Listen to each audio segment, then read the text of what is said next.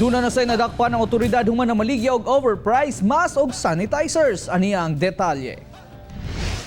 Balik kaya itong ipapila ka mo.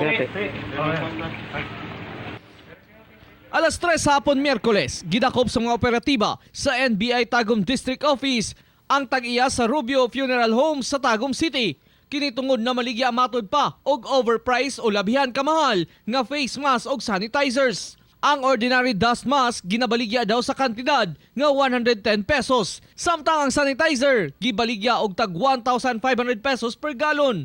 Kasong paglapas sa Republic Act 75981 kon Price Act o Republic Act 7394 o Consumer Act ang atubangon sa dinakpan.